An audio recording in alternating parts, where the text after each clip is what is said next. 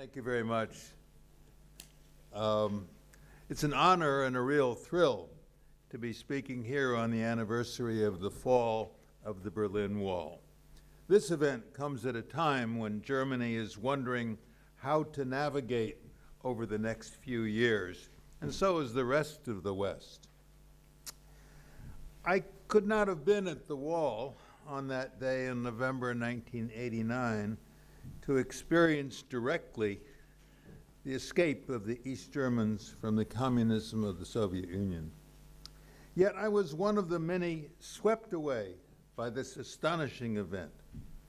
I remember, as if it were yesterday, hearing over the radio on Christmas Day that year the historic broadcast of the Bavarian Radio Symphony Orchestra, 3 choirs and a quartet, conducted by Leonard Bernstein, celebrating the fall of the wall by performing Beethoven's Ninth Symphony with its Ode to Joy in the final movement. Bernstein called for the word Freude to be replaced by Freiheit, joy replaced by freedom. We all knew that an extraordinary liberation had occurred, but we had little idea of what would come from it. It is safe to say that Bernstein had grasped early in his career, if not earlier in a course at Harvard, that what a great many people come to want in their lives is not happy pills and endless weeks on the beach. They want to be free, free to create, explore, take initiatives, meet challenges, and imagine new things. Thus, to voyage into the unknown, as Nietzsche encouraged people to do. Many want to be free to act in the economy. This is modernism, and Germany was one in the handful of nations that came to embrace this belief. As is well known, Germany was home to many path-breaking figures in music, philosophy, and science in the high modern age, circa 1815 to 1940. Among them, Beethoven and Wagner, Nietzsche, Einstein, Heisenberg. If an innovation is the creation of something new that changes practice in the economy, then Germany had a high share of innovations. Aspirin, the automobile, X-rays, records and the record player, and contact lenses, and commercial film.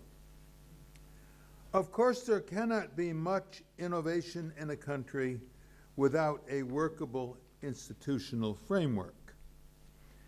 In post-war Germany, the children of Nietzsche, so to speak, led by Ludwig Erhard, introduced the social market economy, an economy having free markets, meaning markets in which firms could set prices freely, alongside government policies to secure fair competition and provide a welfare state.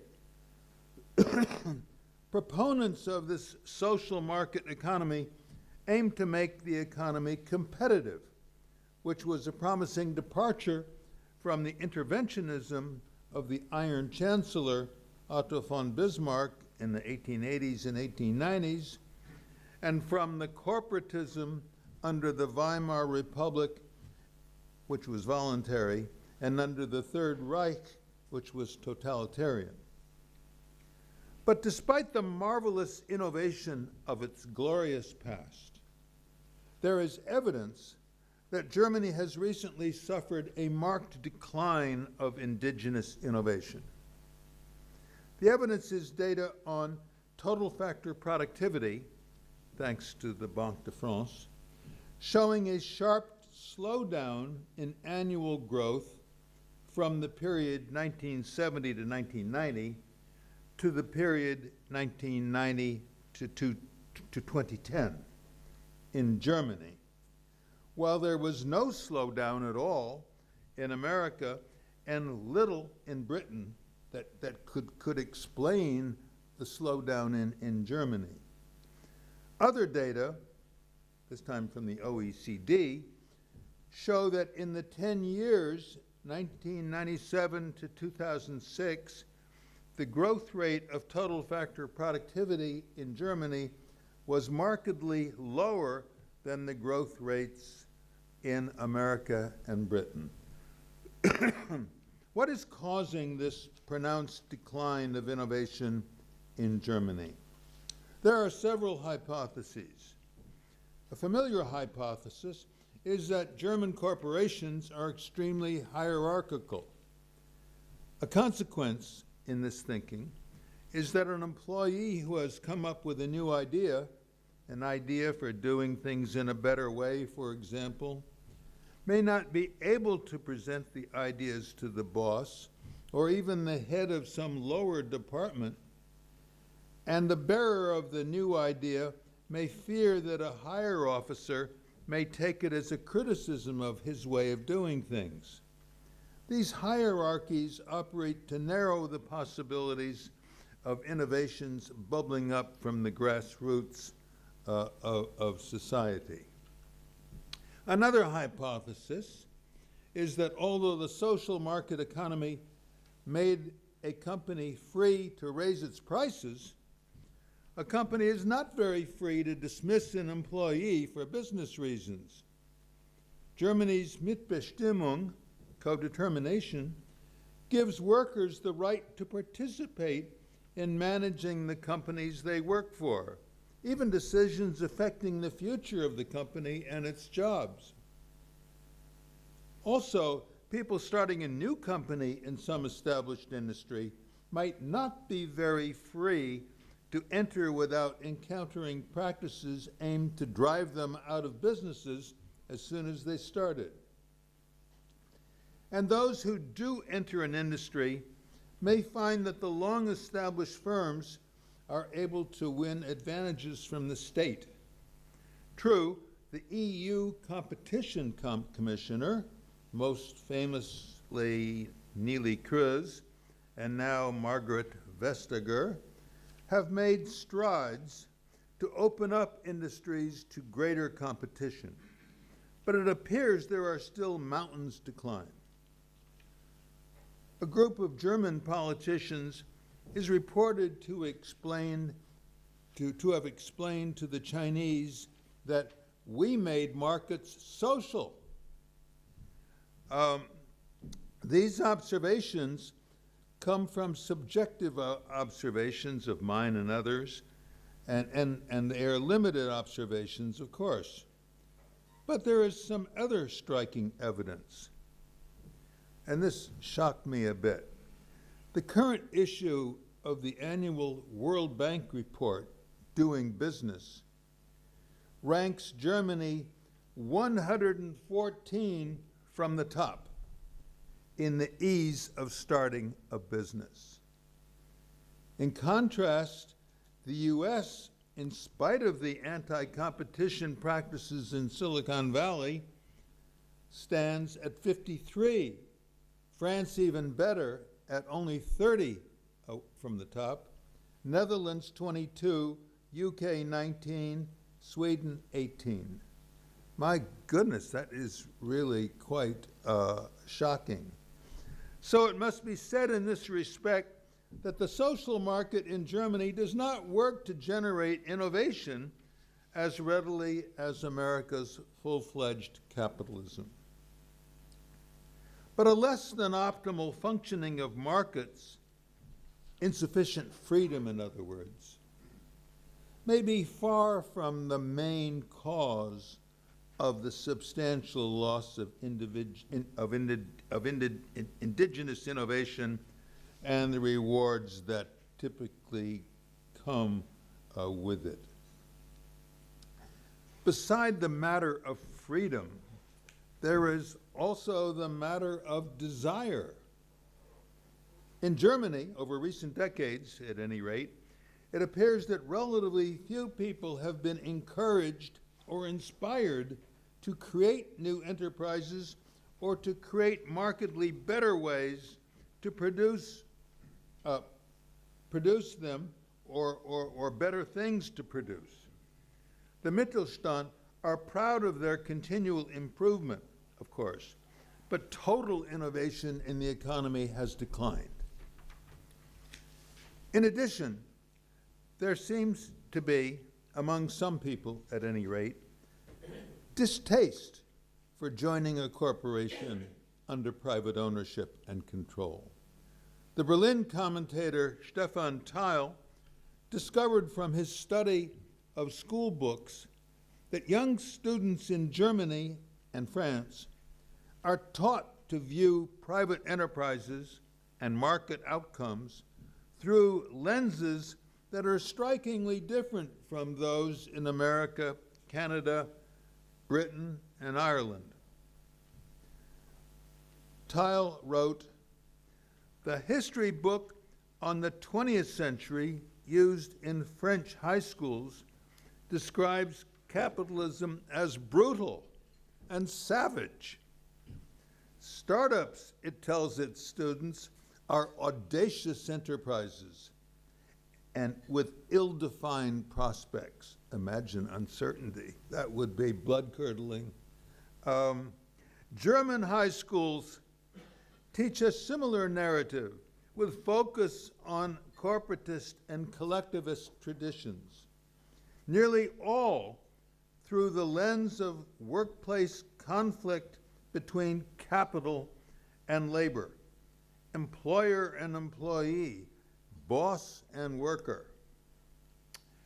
It's no wonder then that a large part of the German public have a broad feeling of distaste when an economist suggests or assumes that there is likely to be a gain to society when entrepreneurs, having amassed the required capital, are permitted to form a company, choose its goals, and set its directions for realizing those goals. A large number in the public, perhaps a majority, dislike that kind of an economy. Even the word capitalism appears to be hardly ever used. On a bus somewhere about a decade ago, a Harvard professor told me that at the end of his interview with a German newspaper on the dire need for change in Germany, he asked the journalist whether she would be fired if she used the word capitalism. She thought for a moment and said, "Probably yes." Owing to the differences between the institutions, Germany's social market economy and America's capitalism, and the differences between the desires of the Germans and those of the Americans, the two economies have evolved differently in recent decades. America and also Britain and France have continued to be innovation nations and suffered a decline in male participation rates owing to the advent of some new labor-displacing technologies, while Germany, and even more the Netherlands, have moved closer to being trading nations and have seen increases in participation rates. Yet I doubt that Germans will want a future in which they are left behind and left in that situation. It's important to add that Germany's decline is not entirely a matter of institutions. A problem is that the drive to innovate in Germany is no longer equal or even comparable to the drive in America. A big reason has emerged from statistical data compiled for the book my co-authors and I are publishing next March at Harvard Press. We show that the countries in which people are most innovative are the countries in which people most cherish humanist values. initiative, competition, freedom, and independence. There cannot be much drive to innovate in a country without the possession of these necessary humanist values.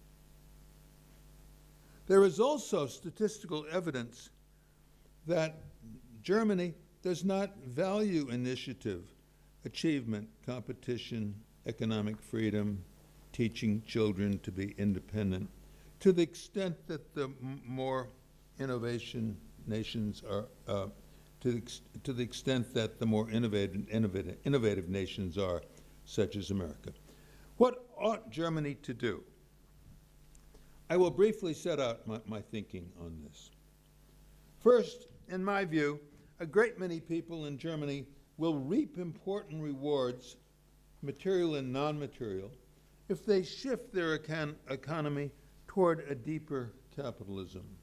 Among the fruits will be an economy that possesses more dynamism, with the result that productivity and wage rates will be rising more rapidly, and job satisfaction will be markedly increased. But to obtain this richer economy, more than just adjustments of the institutional fabric will be required. It will be necessary to enable and encourage young people to acquire a different and better set of values. High schools ought to teach students in Germany, and France too, that the economic system largely based on capitalism offers people chances to explore and to create the new. Further, high school students do need to read several of the great books from ancient Greece and ancient Rome to the Renaissance of Cellini and Pico della Mirandola, and then on to the early modern age of Montaigne and Cervantes and Hume and Voltaire and Jean-Baptiste Sartre, to the high modern age of Melville's Moby Dick, Dickens, David Copperfield, Wagner's Meistersinger, which I love so much, Jules Verne's 20,000 Leagues Under the Sea, and much more, so that young people get a taste of the voyage into the unknown that is a life well lived. Central to the good life. The East Germans, let me say, the East Germans have had, I feel it would be not right not to touch on East Germany in this situation. And I want to observe first that the East Germans have had less help from the West than they needed. If Germany would regain rapid economic growth, that would help East Germans a lot. But it will be important that the East Germans help themselves by setting a course toward a new life. German's great philosopher, yes, I'm going to invoke Nietzsche one more time. Nietzsche once wrote, "I want to hear, not that you have escaped from a yoke. Your eyes should tell me brightly, free for what?" In the economic sphere, Germany, both East and West, have not cast off the yoke of pre-modern values. These values inhibit risk-taking, business innovation, and the kind of flourishing that comes from rewarding work. Thank you very much.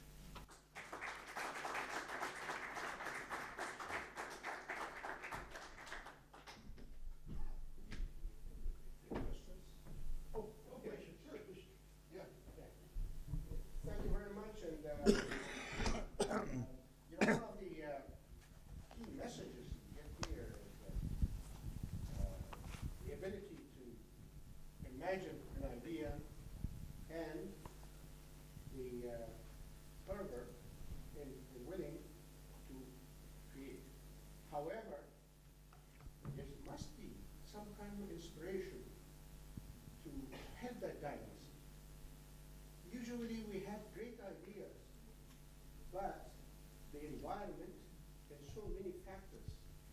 either let the great ideas not implemented, or great practices not come in and research you. You know what?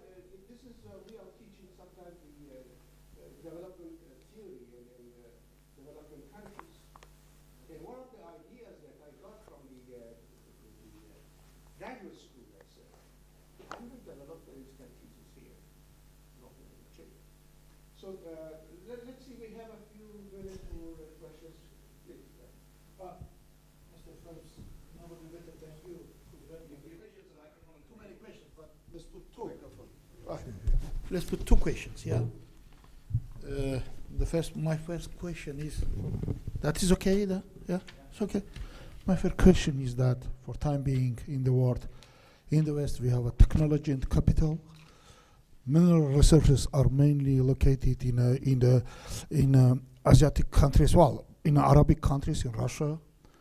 And we have a surplus of population, let's say so, among Islamic countries in Africa. And it's clear that they have to meet somewhere.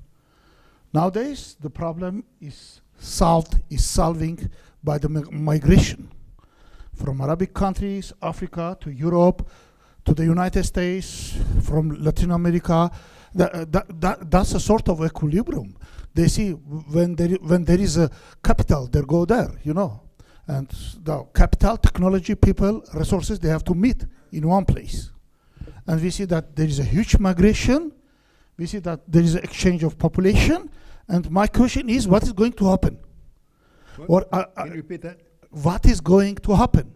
Some people say, by example, Netherlands or France, they have a very big amount of foreign-born population, and in a 30 or 40 years, let's say, they will change their strive or their civilization. It is to say that they are going to become, by example, an Islamic state. Well, I cannot believe like this is a very primitive judgment on the evolution, but what is your opinion on that? My second question is really, we see what China did last 10 years. I just had a look to the World Bank's data dated 2018. In China, we have got 40 times more patents than in Germany. I mean patent applications. 4 times more than in United States, 1.5 million in front of 400,000. China is a leader. China and South Korea, they became a leader on a new brand registrations.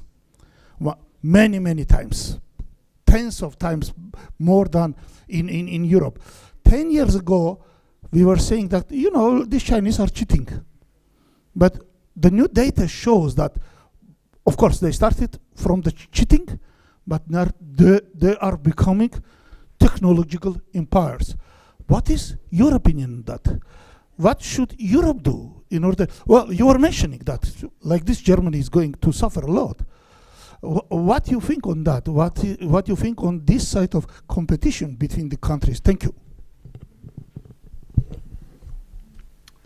Well, those are certainly difficult questions. And I'm reminded of a teacher in my undergraduate years who, when a student asked him some difficult question, he would say, "If I knew the answer to that question, I'd be in New York now." I think he meant he would be more successful than being a teacher in Amherst, Massachusetts. Yeah, I would probably be writing in the New York Times every week about the world if I had answers to these things. The immigration problem is already sizable, and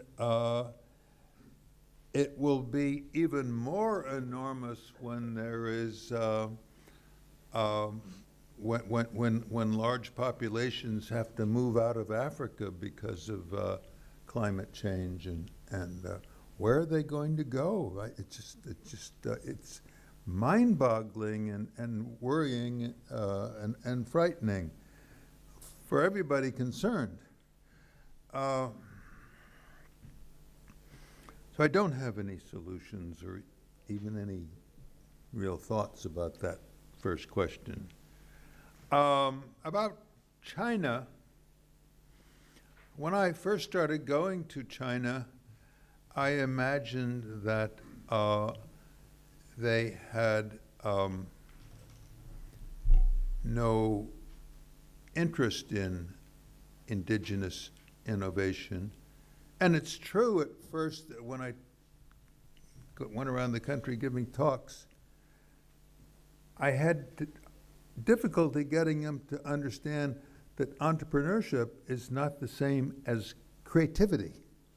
And it may be a good entrepreneur is somebody with some good judgment and maybe a good idea in his head once in a while, but entrepreneurship is the entrepreneur has the new idea, and then we need the entrepreneur to make it work in the business world. And I thought that China was a long way from being able to innovate. Now we see that that was largely wrong. China is beginning to innovate, and it's produced some firms that are an inspiration to firms in the West. But it's a very big country, and I think it's fair to say that China is not yet, does not yet have a large proportion of the population engaged in innovating. But it understands, thanks to Li Keqiang, China understands my point that that what is really powerful is grassroots innovation from the bottom up. And since China has so many people there, it possesses enormous potential for innovation. And the Chinese know this.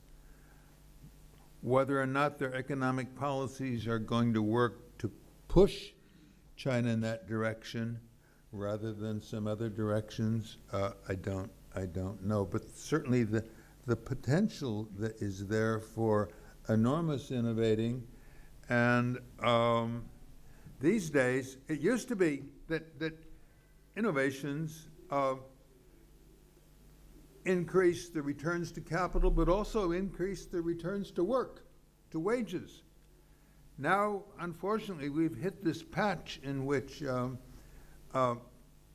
innovating is displacing workers. Much of innovation is displacing workers at the present time, and that is an enormous social problem. And I think we will just have to. People will have to. First of all, they'll largely have to endure it, make the best of it. Very important that people have mobility. One of the problems in the United States is that the people who lost their jobs in Appalachia and in other parts of the Rust Belt in the Midwest, Ohio and Iowa, one of the problems is that they didn't pick up and go somewhere where there were jobs. In the 1930s, the Okies from Oklahoma did pick up and go to California and started working in the agricultural industries of California. Now, people don't pick up and go. They look to the state to help them out. And so they stay there, they remain there, they don't go where the jobs might be, they simply accept and demand support from the state. And so that is a big problem. So I think if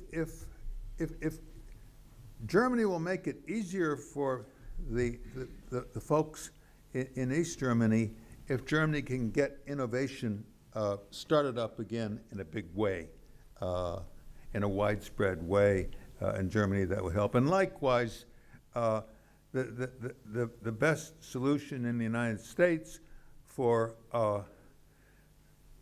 dissolving all this discontent in the Rust Belt from Appalachia into the Midwest, the best way to do that is to help these people to pick up their things and go west to California and other parts of the country where there is a lot of dynamism. Thank you very much. Thank you very much.